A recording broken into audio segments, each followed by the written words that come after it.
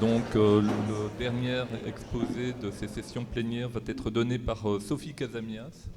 Donc Sophie est professeure à l'université Paris-Saclay, directrice adjointe formation de la Graduate School Physique de l'université.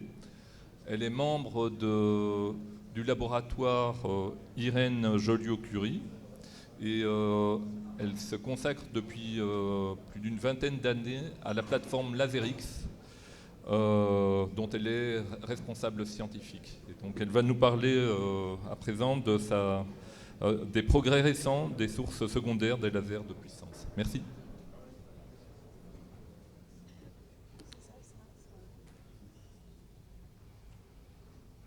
Je voulais vous dire que je suis honorée et intimidée d'être là aujourd'hui, parce que parmi les orateurs, il y a de nombreux grands chercheurs qui ont été mes professeurs et à qui je dois à peu près la majorité de ce que j'ai compris en physique et en particulier en optique. Je ne me considère pas totalement comme une opticienne, je suis vraiment à l'interface avec la physique des plasmas et la physique atomique dans les plasmas. J'appartiens à la communauté qui utilise les lasers intenses pour faire des sources secondaires. Donc je vais vous parler de ce qu'on fait sur la station LaserX, qui est le laser intense développé à l'université Paris-Saclay. Et j'essaierai quand même de vous donner une idée de ce qui se fait en France dans cette communauté, pas seulement sur LaserX. Puis je voulais remercier les organisateurs et la SFO d'avoir osé organiser une conférence présentielle, de le faire en français et d'attacher de l'importance à la formation, à la féminisation et aux jeunes. C'est ceux que je crois qui constituent notre avenir. Donc les lasers de puissance utilisent les travaux qui ont été réalisés par Aurélie Julien et ses collaborateurs dès le début des années 2000 pour faire progresser ces technologies qui permettent d'obtenir des sources de lumière qu'on appelle la lumière intense. Donc pour faire de la lumière intense, on a besoin de très fortes puissances crête. Et pour obtenir ça, on a besoin d'abord de durées d'impulsion courtes qui permettent d'avoir des énergies par impulsion relativement faibles, tout en atteignant des puissances qui actuellement sont de l'ordre du pétawatt, même la dizaine de pétawatts pour les records mondiaux. Donc quand on dispose d'un laser comme ça, on peut, en le focalisant, obtenir des intensités en watts par centimètre carré qui sont de l'ordre, donc là, de 10-14 pour les petits lasers de puissance, jusqu'à 10-20 watts par centimètre carré quand on a, par exemple, un pétawatt. Donc LaserX, c'est un petit laser de puissance, comme il y en a une petite demi-douzaine en France, beaucoup en Île-de-France. Donc je vais considérer qu'on va s'intéresser aux applications des lasers qui ont à peu près 1 joule par impulsion ou plus. Par exemple, pour le laser Apollon, dont vous avez peut-être déjà entendu parler, l'objectif est d'atteindre 40 joules par impulsion.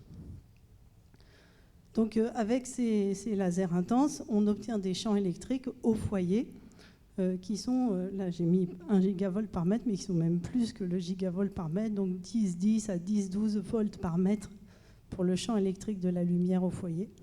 Et ça fait aussi les champs magnétiques qui vont avec.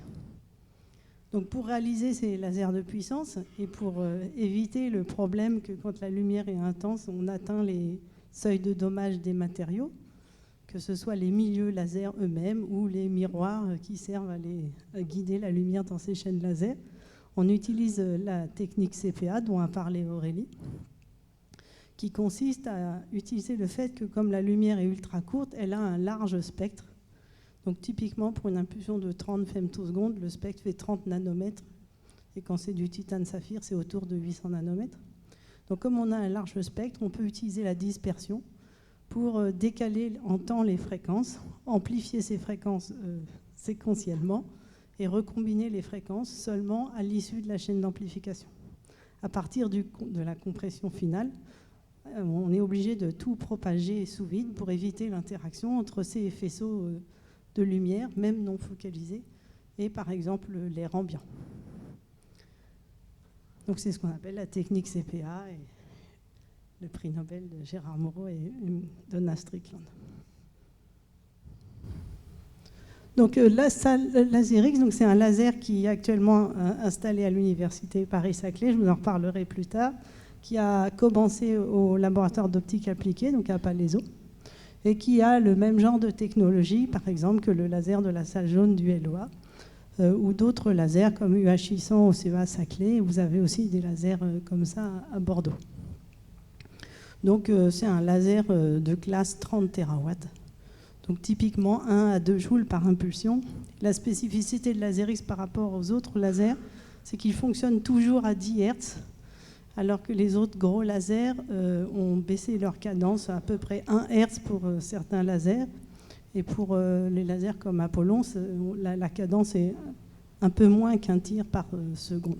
Et on verra que la cadence est un élément clé de certaines applications. La spécificité actuelle de Laserix, c'est qu'on est installé dans un laboratoire de physique des accélérateurs et physique des particules, ce qui n'était pas notre code génétique initial. Et ça nous fait interagir avec une autre communauté de scientifiques. L'avantage ici, c'est que notre laser est installé à proximité d'une salle radio protégée, ce qui nous permet de faire des expériences où on focalise la lumière sur des cibles solides, ce qui n'est pas autorisé par l'ASN avec un laser comme ça, si on n'est pas dans une salle radioprotégée conséquente. Donc l'équipe Laserix, comme son nom l'indique, travaillait initialement sur les générations de sources XUV et leurs applications en utilisant la lumière intense. Donc la méthode sur laquelle on a travaillé depuis le début des années 2000, c'est la génération d'harmoniques d'ordre élevé, dont vous avez certainement déjà entendu parler. Donc c'est quand on a un laser intense qui interagit avec un gaz rare typiquement, ou maintenant aussi avec des molécules. Il se produit une création de polarisation non linéaire liée au caractère ultra intense de la lumière, puisqu'on approche le régime d'ionisation. Donc le champ électrique de la lumière est de l'ordre de grandeur du champ électrique qui lie les électrons au noyau des atomes. Donc au moment où ces atomes subissent le champ électrique de la lumière, il se produit une forte interaction qui crée cette polarisation non linéaire d'ordre très élevé. Donc là, vous voyez un spectre harmonique. Chaque petit point correspond à une longueur d'onde qui est un nombre impair, un multiple impair de la fréquence du laser fondamental qui a généré cette harmonique. Pour des raisons de symétrie, on ne fabrique que les harmoniques impaires. Donc ici, ça commence, je crois, à l'harmonique 45. Le petit point tout en haut à droite, c'est l'harmonique 99. Donc ce spectre-là avait été obtenu dans le néon avec un laser de 30 femtosecondes. Donc le principe de génération d'harmoniques utilise le fait donc, pour des moments très précis, donc précis à l'attoseconde près, entre la lumière infrarouge qui sert à générer les harmoniques et l'atome, on peut provoquer de l'ionisation par effet tunnel. Et cette ionisation par effet tunnel est extrêmement bien localisée temporellement, de telle sorte qu'ensuite la trajectoire des électrons dans le continuum, donc dans le continuum ça veut dire qui a oublié qu'il avait un atome initial et qui a l'impression qu'il est accéléré uniquement par le champ de la lumière. Donc cette trajectoire est parfaitement phasée. Et dans le cas où la polarisation initiale est linéaire, l'électron revient sur son noyau et libère un photon dont l'énergie est égale à l'énergie cinétique acquise lors de l'accélération par la lumière. Et ce caractère extrêmement cohérent du phénomène et le fait qu'il ait large bande spectrale, vous voyez l'harmonique 45 à l'harmonique 99, permet de reconstruire des impulsions attosecondes. Donc pour ça, on a besoin d'un spectre large, pour la même raison qu'on fait des impulsions femtosecondes. Un spectre large, une longueur d'onde bien plus courte que la longueur d'onde infrarouge habituelle, et une relation de phase parfaitement déterministe entre les différentes fréquences du spectre. Donc la génération d'harmoniques a permis de démontrer, je crois que le record actuel est de l'ordre de 50 attosecondes, les impulsions les plus courtes du monde pour le moment. Donc expérimentalement, ce n'est pas si dur que ça à faire une fois qu'on a le laser. On focalise ce laser dans une cellule de gaz ou un jet de gaz rare. Et ensuite, on a la production du peigne harmonique qu'on peut utiliser. La difficulté réside dans l'élimination du fondamental, donc le champ infrarouge, qui est tellement intense que l'éliminer demande de laisser propager un petit peu. Et généralement, on utilise des filtres en aluminium qui sont totalement opaques à l'infrarouge et qui laissent passer une bonne partie du rayonnement XUV. Donc ça, c'était une des façons de faire du rayonnement XUV avec un laser infrarouge, mais il y en a bien d'autres. Un autre qui est une des spécificités de notre équipe, c'est le laser X. Donc le laser X consiste à produire une inversion de population, une vraie inversion de population, mais dans le domaine des rayons X, en utilisant des ions multichargés qu'on vient exciter par des électrons au sein d'un plasma.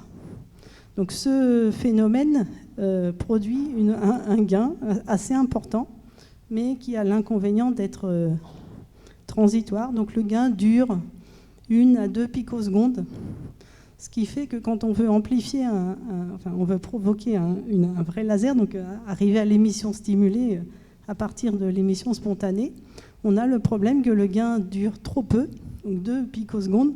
La lumière ne va pas assez vite pour qu'on puisse atteindre l'émission stimulée dans un milieu même de quelques millimètres.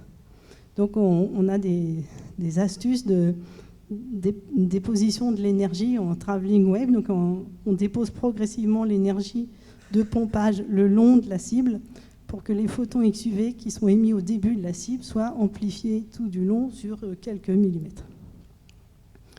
Donc ceci se passe donc dans des plasmas chauds créés par interaction entre un laser intense et une cible, alors qui peut être solide dans notre équipe ou gazeuse comme c'est fait au laboratoire d'optique appliquée.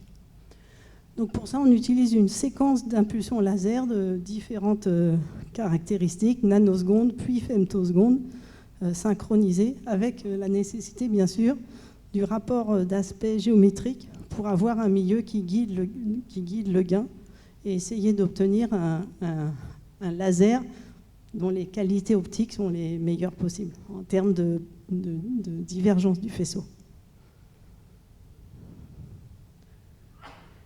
Et alors en fait, la meilleure source possible dans l'XUV, c'est la combinaison de la génération d'harmoniques, donc qui est extrêmement cohérente, d'une très bonne qualité optique, avec le laser X qui lui donne de la puissance, mais est relativement incohérent parce qu'il part de l'émission spontanée et qui est amplifiée juste sur quelques longueurs.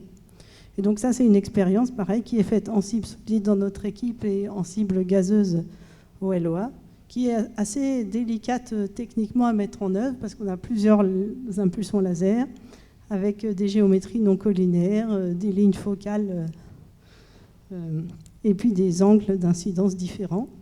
Et pour qu'une expérience comme ça marche, il faut aussi que les harmoniques qu'on va injecter dans le laser X pour créer comme de l'émission, injectée au sens optique du terme, on doit synchroniser temporellement l'arrivée des harmoniques et on doit aussi, au niveau du spectre, avoir une superposition entre la raie laser X, qui est une vraie raie laser, donc une seule raie, et les harmoniques qui sont un peigne de fréquence. Donc moyennant quelques difficultés expérimentales et le fait que tout ça doit se faire sous vide, on arrive à obtenir l'amplification des harmoniques dans le laser X.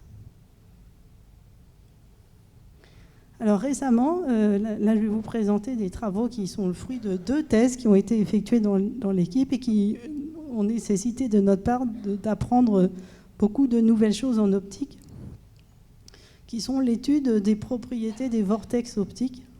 Donc c'est un domaine qui est très à la mode dans le visible.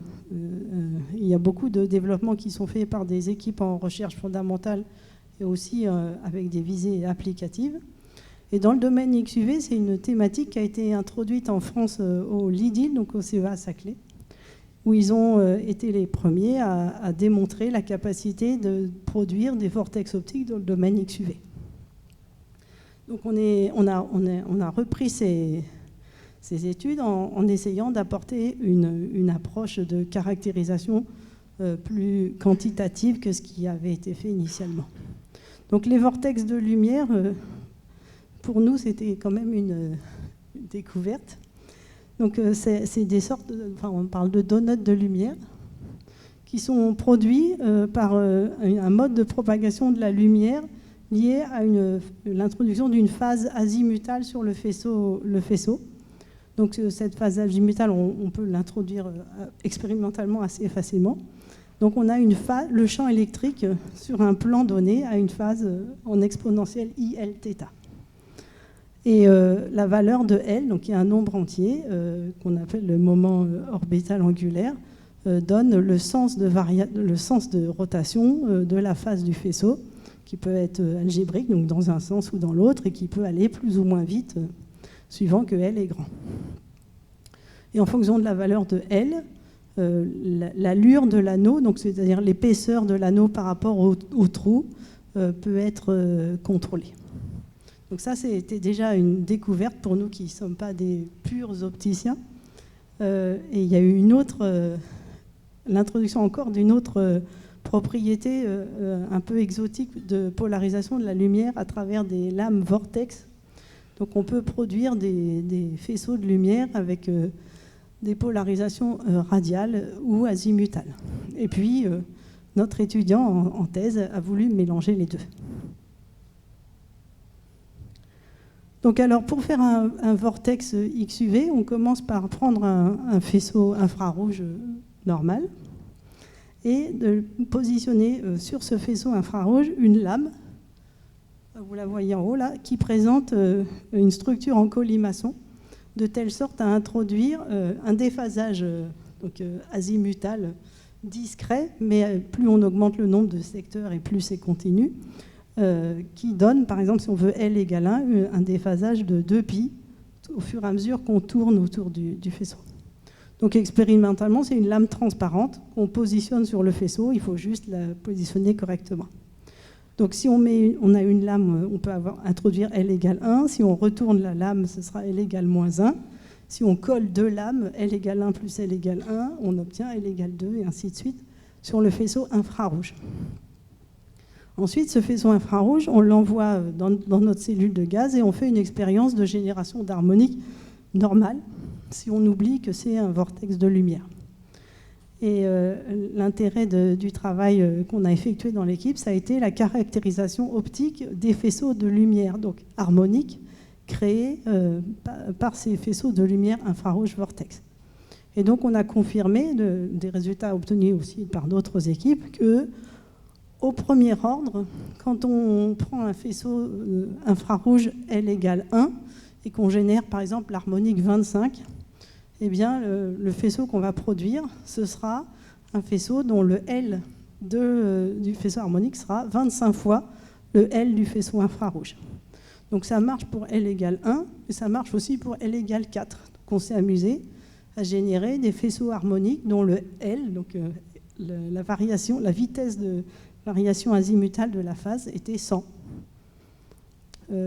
C'est pas dur à faire, ce qui est dur, c'est à le caractériser. Et donc pour faire ça, on a collaboré de façon rapprochée avec la société Imagine Optique qui commercialise depuis quelques années déjà un Hartmann XUV. Donc vous savez que les Schack-Hartmann et les Hartmann sont des analyseurs de front d'onde qui permettent de caractériser sur un plan à la fois l'amplitude et la phase du champ électrique d'un faisceau. Donc la méthode Schack-Hartmann, qui est peut-être la plus utilisée ou la plus connue, utilise des matrices de micro-lentilles qui permettent de sélectionner des sous-pupilles du faisceau et de mesurer la direction du vecteur K à l'endroit de la matrice de micro-lentilles. Et donc c'est une technique qui marche très bien et qui est connue dans l'infrarouge.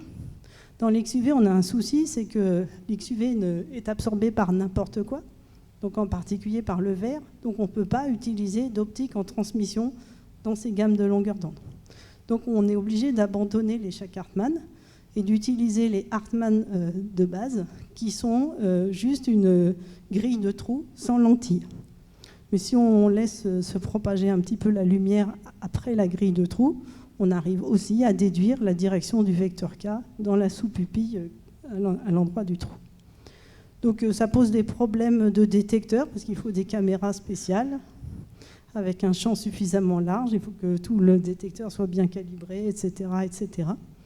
Et quand on veut caractériser un vortex optique, par exemple L égale 25, il faut quand même une assez bonne résolution et une instrumentation poussée un peu à ses limites pour observer cette cartographie de la phase.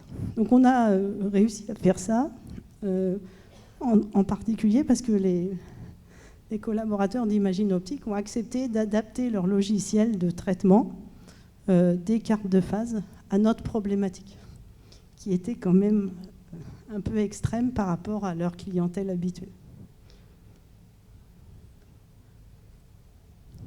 Donc voilà ce qu'on a obtenu. Donc une de nos fiertés, c'est qu'on a été capable d'obtenir un Hartmann-gramme en simple tir, ce qui en génération d'harmonique était quand même bien, parce que la source harmonique est connue pour avoir une efficacité de conversion assez faible, donc un nombre de photons par tir pas trop important, et un diagnostic de Hartmann, comme il y a des trous, perd beaucoup de photons à cause des trous. Donc voilà ce qu'on a obtenu, donc le profil en intensité et le profil en phase. Donc comme toujours, ce que je dis aux étudiants, dans un graphe, le plus important, c'est les échelles, les unités des axes. Donc là, vous voyez 25 pi, on va de moins 25 pi à plus 25 pi sur un tour complet de l'anneau de lumière. Donc pour avoir un peu confiance dans notre expérience, on a utilisé la carte donc intensité-phase et on a rétro-propagé pour essayer de voir ce qu'on avait à la source. Et donc on obtient cette image qui est une image calculée. Et en bas à droite, vous avez l'image qu'on a obtenue en faisant de l'imagerie XUV de notre source harmonique. Et on était assez satisfait de la coïncidence entre le calcul par rétropropagation et la source elle-même. Donc, comme je vous disais, l'expérience confirme la règle simple, au moins au premier ordre, que quand on fait, on génère des harmoniques avec un faisceau qui porte un moment infrarouge, le moment XUV produit, c'est bien le produit entre l'ordre harmonique et l'infrarouge initial. Mais bon, ça c'est qu'au premier ordre, parce que la génération d'harmoniques est un processus qui n'est pas perturbatif. Donc le dipôle harmonique n'est pas juste une simple loi de puissance du dipôle, enfin du champ électrique générateur. On a des problèmes de déphasage et on a aussi le problème que la génération d'harmoniques en régime non perturbatif a une intensité qui n'est pas l'intensité infrarouge à la loi de puissance de l'ordre de non-linéarité. D'ailleurs, heureusement, c'est pour ça que la génération d'harmonique est quand même fonctionnelle. Donc la conversion L1 donne Q fois, enfin LQ donne QL1 ne marche qu'au premier ordre. Si on s'amuse à maintenant décomposer le champ harmonique caractérisé avec le Hartmann sur les différents modes, on peut avoir la répartition du moment orbital des harmoniques suivant l'ordre. Donc là, on l'a fait pour quand on avait l'harmonique 25 avec L1, donc on était quand même centré sur 25. Si on avait L2 centré sur 50 et L3 centré sur 75, mais vous voyez qu'avec un infrarouge assez propre en termes de moment orbital, on a un spectre de moment orbital, donc un delta L, qui est assez dégradé, si on veut, pour les harmoniques. Donc ça traduit la caractéristique du dipôle harmonique, donc qui est non perturbatif. Et ça exalte aussi les imperfections qui existent dans le faisceau infrarouge. Par exemple, l'astigmatisme peut être vu comme la superposition de modes azimutaux L plus 1, L moins 1 par rapport au mode central. Et donc si on multiplie ça par 25 et qu'on met un effet non linéaire, on va faire ressortir des aberrations qui étaient à peine détectables dans l'infrarouge ou qui étaient sous le seuil de détection des dispositifs expérimentaux. Donc c'est ce qu'on voit sur les décompositions ici. Donc ces décompositions, elles sont obtenues par transformée de Fourier azimutale. Donc c'est tout simplement une transformée de Fourier, mais au lieu d'avoir exponentielle moins i k z, on a exponentielle moins i l θ. Et donc on décompose bien suivant les composantes L. Donc là, c'est vraiment notre étudiant qui a eu envie de s'amuser. Donc, il a rajouté une lame vortex. Donc une lame vortex, c'est une lame qui, suivant la polarisation qu'on envoie dessus, est capable de, partant d'un faisceau normal de polarisation linéaire, de fabriquer des faisceaux donc, de polarisation radiale ou azimutale, comme représenté ici, et qu'on peut caractériser avec une lame polarisante. Et dans ces cas-là, on obtient de l'intensité uniquement dans les zones pour lesquelles la polarisation est orientée suivant l'axe de la lame polarisante. Donc il a fait ça, et puis il a rajouté une lame vortex, et il a regardé si ça faisait de la génération d'harmoniques. Il se trouve que oui, étonnamment, on est capable de produire donc, ce qu'on appelle des vecteurs vortex harmoniques, qui ont l'air de suivre à peu près les règles que je vous ai dit tout à l'heure, LQ égale Q, L1. Alors, c'est quand même de la chance qu'on vérifie par le calcul, mais on est quand même passé par des étapes assez étonnantes. Donc, en fait, une lame vortex crée donc une direction de la polarisation qu'on peut écrire matriciellement.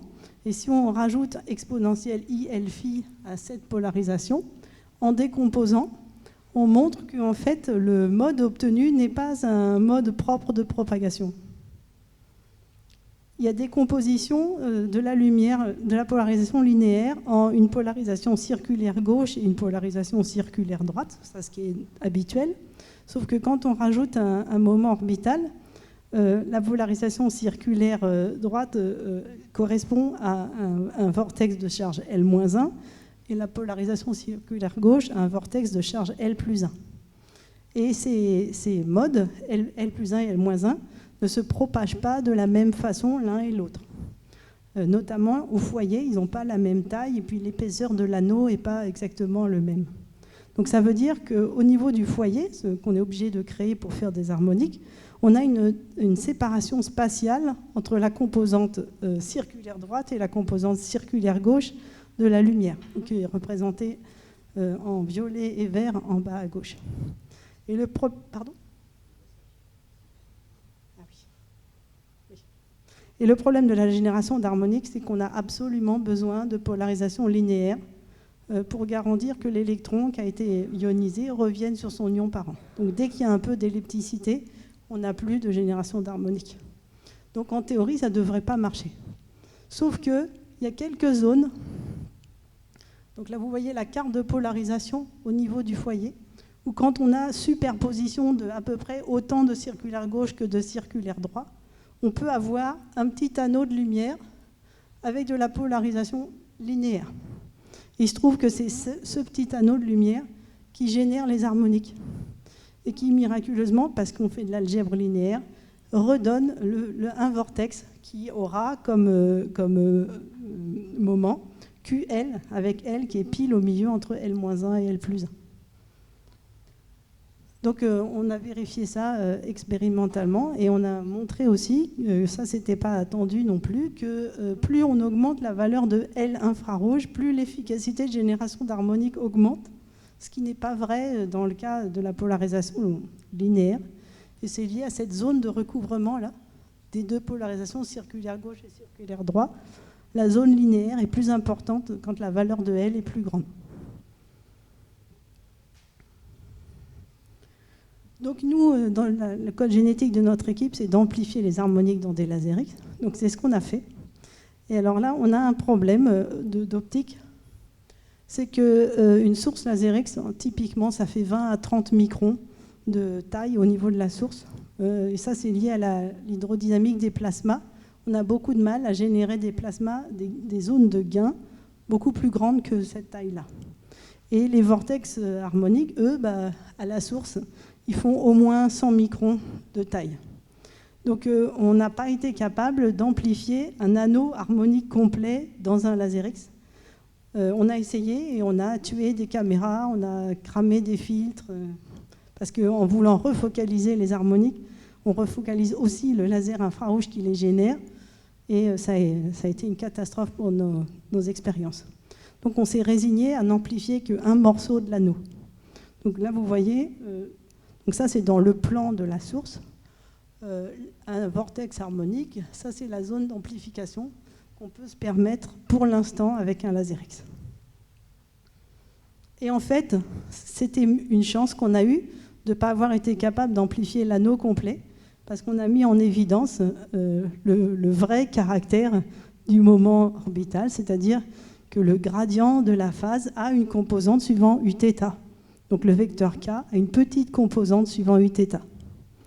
Et en fait, le fait que le vecteur k a une petite composante suivant uθ, normalement, ça doit se voir, si on laisse se propager un peu la lumière, ça doit tourner. Un vortex, ça doit tourner. Si on a un anneau complet qui tourne, on ne voit pas que ça tourne. Si on a juste un petit morceau de l'anneau qui tourne, on va le voir tourner. Et c'est ce qu'on a observé dans notre expérience. Donc là, vous voyez la théorie. Donc si vous avez juste une zone qui amplifie, une zone de l'anneau qui est amplifiée, en champ proche, on ne va pas le voir. On aura juste une zone d'intensité plus grande à un niveau. Et idem si ça tourne dans l'autre sens. Par contre, si on laisse se propager, donc typiquement 1 à 2 mètres, on va voir l'effet du vecteur K qui se traduit par l'éjection de cette zone, soit vers le haut, soit vers le bas. Ça a tourné d'une certaine quantité qui est liée au vecteur K de kθ induit par le moment orbital. Alors le fait que ça sorte de l'anneau, c'est lié au fait que dans un plasma qui crée du gain laser X, on a de la réfraction due à la densité électronique qui a un certain profil. Et donc on éjecte un petit peu la lumière de la surface de la cible initiale. Donc on a rotation et réfraction. Donc on voit que si on a un L positif, on monte, et si on a un L négatif, on descend. Donc ça c'est la théorie. Et voilà ce qu'on a observé expérimentalement. Donc, à la source, on voit une petite zone amplifiée. Et quand on laisse se propager jusqu'au Hartmann, soit ça monte, soit ça descend, suivant la valeur algébrique qu'on a donnée au moment. Et donc, nous, on était très excités de mesurer la phase orbitale de ce petit morceau amplifié. Et donc, on a vu que cette dérivée est compatible avec la conservation de LQ égale QL. Donc là, la phase varie comme si L est égale à 25 dans un sens et moins 25 dans l'autre. Donc maintenant, on espère trouver une astuce pour amplifier l'anneau complet, mais on n'aura plus cette matérialisation de la rotation de la lumière grâce au fait qu'on avait seulement une section. Alors, en conclusion des vortex, pour l'instant, le côté frustrant de nos expériences, à part qu'on a fait de la très belle optique, c'est qu'on a la valeur de L pour une harmonique donnée est donnée par la loi LQ égale QL. Et en fait, il y a eu des expériences qui ont été menées donc dans l'équipe de Paul Corcoum au Canada et puis aussi au CEA Lille, d'obtenir n'importe quelle valeur entière de L pour une harmonique donnée et pas forcément LQ égale QL. Mais pour faire ça, il faut utiliser 2 faisceaux de génération infrarouge non collinéaires, l'un qui porte une valeur de L et l'autre qui est L égale 0. Et si on fait donc la somme des deux, on est capable d'obtenir n'importe quelle valeur de L entre 0 et QL. Donc ça, ce serait l'étape d'après, de montrer qu'on est capable de fabriquer n'importe quelle valeur de L. Donc ça, c'est sur la partie génération d'harmonique et laserisme qui est, je pense, la plus optique et peut-être la plus intéressante pour vous. Il se trouve que donc notre installation LaserX a été déménagée il y a maintenant une petite dizaine d'années dans un laboratoire de l'UN de P3, donc physique des deux infinis. Et ça nous a amené, nous qui venions de la physique atomique et des plasmas, à interagir avec des gens de la physique des particules. Et eux, bien sûr, quand ils ont vu arriver un laser de classe térawatt dans leur laboratoire, ils ont voulu qu'on fasse de l'accélération laser plasma. En ce moment, l'accélération laser plasma est dans une phase de mise en ordre partielle au niveau européen pour faire passer cette technique, donc, qui a été démontrée expérimentalement dans de très nombreux laboratoires, et notamment des laboratoires français, au LOA en particulier, de le faire passer de la démonstration du concept à un vrai accélérateur qui serait utilisable pour faire, par exemple, des lasers à électrons libres, ou un jour des collisionneurs, si on est capable de fabriquer des électrons au TeV. Et donc, dans ce mouvement qui s'appelle le Praxia, donc au niveau européen, dans le laboratoire de l'EJC Lab, on a proposé le projet PALAS, qui est un projet de prototype d'accélérateur laser plasma, utilisant LaserX comme laser de pompe. Donc l'accélération laser plasma suscite beaucoup d'enthousiasme parce que les champs accélérateurs sont... Là, il y a marqué 3 ordres de grandeur, mais c'est plutôt 4 ordres de grandeur plus grands que les accélérateurs conventionnels. Le problème de l'accélération laser plasma, c'est que ça fait des faisceaux d'électrons qui sont assez difficiles à contrôler pour le moment. Et l'expérience la plus difficile en termes d'exigence, c'est le laser à électrons libres, parce que pour obtenir un effet laser à électrons libres, en particulier dans le domaine des rayons X, il faut un faisceau d'une brillance, d'une stabilité vraiment exceptionnelle. Donc pour l'instant, il y a eu quelques démonstrations préliminaires de la possibilité de faire des lasers à électrons libres avec un faisceau laser plasma. Mais c'est vraiment dans cette application-là que le caractère compact et ultra court des paquets d'électrons va faire la différence le jour où on maîtrisera parfaitement cette technologie. Donc là, je rappelais brièvement le principe. Donc, on accélère les électrons dans une onde de sillage créée par le passage d'une impulsion ultra intense dans une cellule de gaz qui est à la fois ionisée et subit par la force pondéromotrice une mise en mouvement cohérente de la densité électronique dans le plasma. Donc les résultats les plus encourageants récents ont été obtenus en France, en tout cas au LOA, où ils ont montré que le GeV était atteignable avec un laser sub-pétawatt. Donc la salle jaune, c'est typiquement 2,5-3 joules par impulsion, dans des impulsions courtes. Et donc là, pour répondre à une des questions tout à l'heure, effectivement, avec un laser intense, pour obtenir des éclairements très importants, on focalise très fort, et on a le problème que la profondeur du foyer est très courte, donc quelques millimètres. Et si on veut profiter du fait que l'accélération laser plasma a un champ accélérateur très important, on voudrait le faire sur, disons, des centimètres, si on veut obtenir le régime du GeV. Donc les collègues du LOA ont mis en œuvre une méthode en utilisant une axi-parabole qui permet de tricher avec la limite de diffraction et d'obtenir une zone d'intensité focale élargie par rapport à la fameuse longueur de Rayleigh.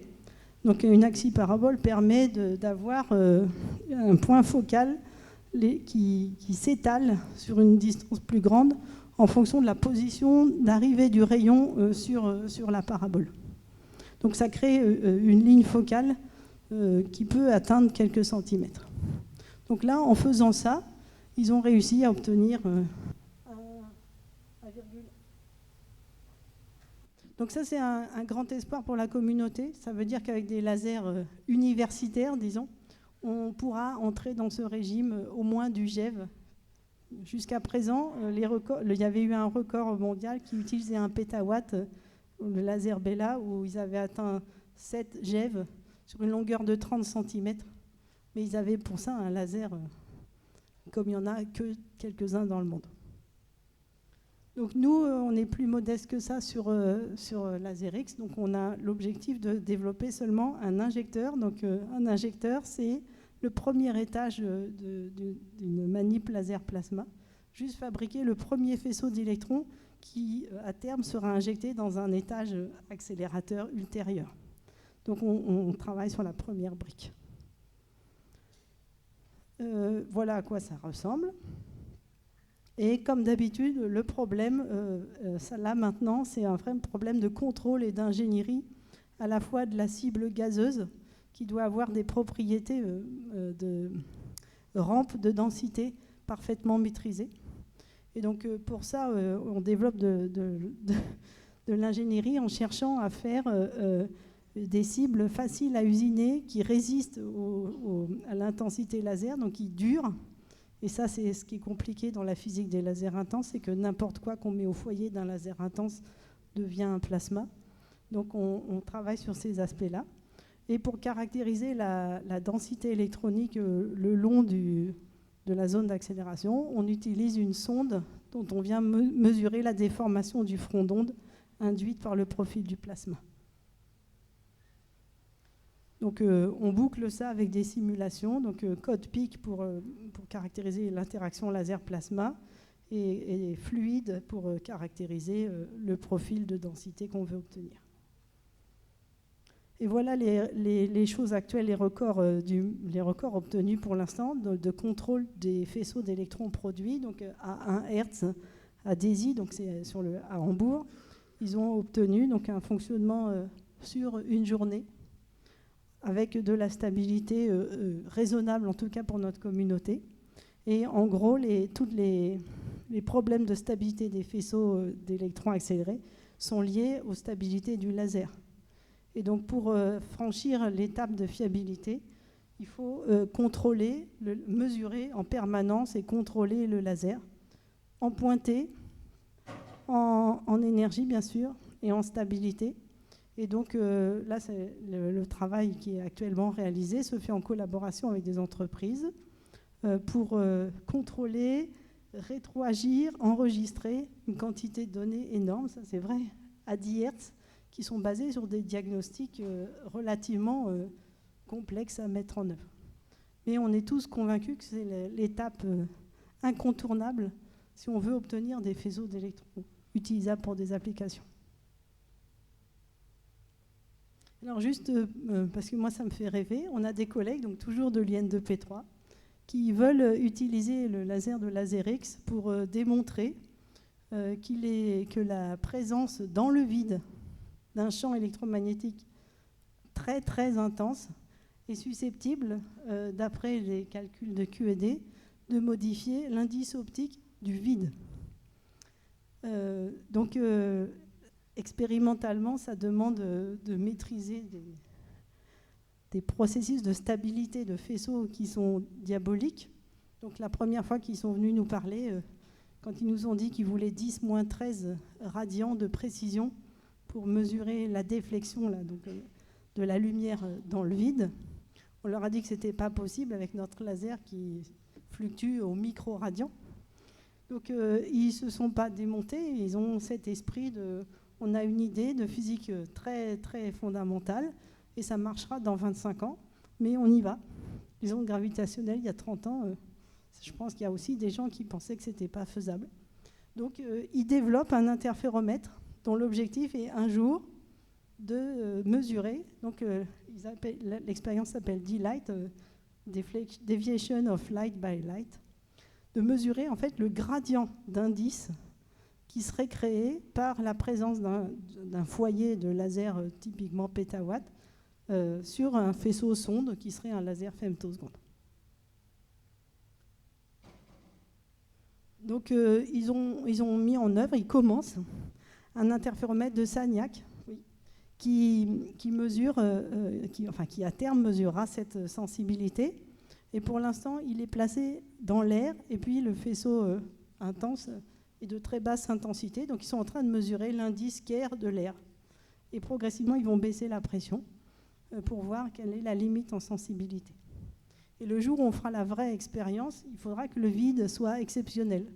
pour ne pas pouvoir attribuer une éventuelle déviation du faisceau à autre chose qu'au vide, au vrai vide. Donc ça, ce sera notre problématique. Donc je voulais remercier toute l'équipe Laserix. Donc là, je vous ai présenté l'équivalent de 4 thèses dans les différents domaines des applications des lasers intenses. Et je voulais remercier mes collègues donc, de l'équipe Laserix, des autres laboratoires français qui travaillent sur ces sujets-là et des projets. Et pour en revenir aux jeunes, les jeunes que vous voyez sur cette photo, qui ont travaillé chez nous à un moment, sont partis faire de la vraie optique. Donc ils travaillent maintenant à l'Institut d'optique et à Imagine Optique et on est très fiers d'eux. Je vous remercie.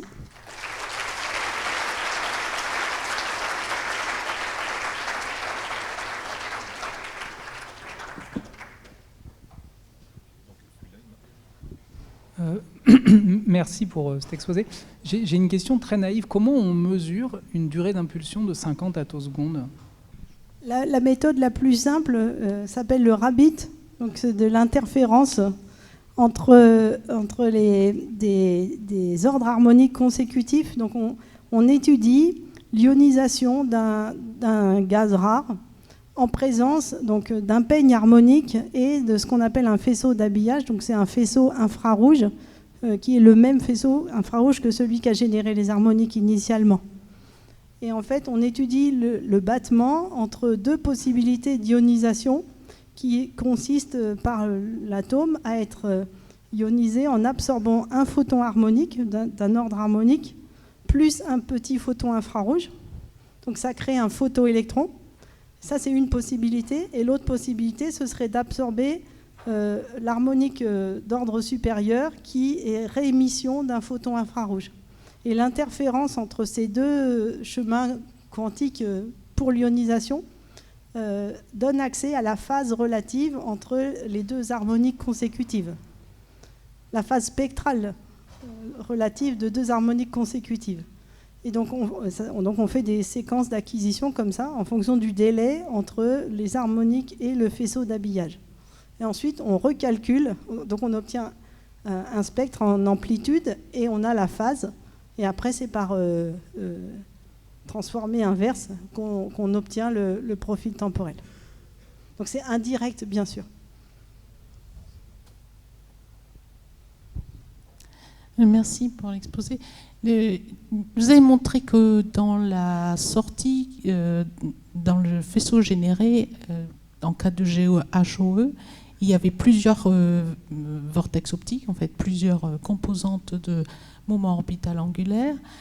Comment on peut faire pour avoir la relation de phase qu'il y a entre ces différentes composantes, puisqu'elles proviennent d'un processus dans les atomes, donc il y a probablement une règle de phase entre les composantes. Oui, ça on peut l'obtenir par la théorie. Pour l'instant, expérimentalement, on aurait besoin d'avoir la décomposition parfaite de l'infrarouge générateur. Mais la théorie de la génération d'harmonique est assez bien maîtrisée pour qu'avec un faisceau parfait, on sache parfaitement la phase relative des différents modes, moyennant qu'on étudie l'accord de phase. Mais maintenant, on connaît ça à peu près bien. Le problème est expérimental là. Bonjour, merci beaucoup pour l'exposé. À la fin de l'exposé, donc la description de l'expérience de déviation de la lumière par la lumière me fait penser à l'expérience qui, à Toulouse, a pour ambition de mesurer la biréfringence magnétique du vide. Donc j'ai deux questions. Est-ce que vous, c'est un phénomène isotrope que vous cherchez ? Oui, c'est deux aspects différents. Et si vous êtes capable de poser un curseur sur la difficulté expérimentale, vous êtes plus loin ou moins loin que l'expérience BMW de Toulouse qui a démarré il y a déjà des années. Alternative. Joker, c'est ça ? Oui. Nous, on ne s'occupe pas des problèmes de polarisation et de choses comme ça. Et vous pensez que ça rend l'expérience moins ardue ? Je ne sais pas laquelle débouchera la première. D'accord.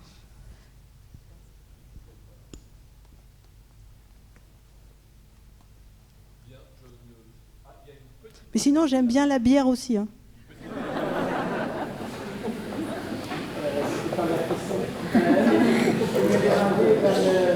Dans l'expérience de génération de vortex, qu'on arrive à transférer tous les moments symétriques du faisceau au fond sur l'harmonie, puisqu'il y a une partie qui est encaissée par la matière? Non, tout. Enfin, même, j'allais dire trop. Même les petits moments parasites liés aux aberrations sont exaltés. Donc, on n'a pas d'amortissement ou de choses comme ça. En tout cas, pas dans le phénomène de génération d'harmonique.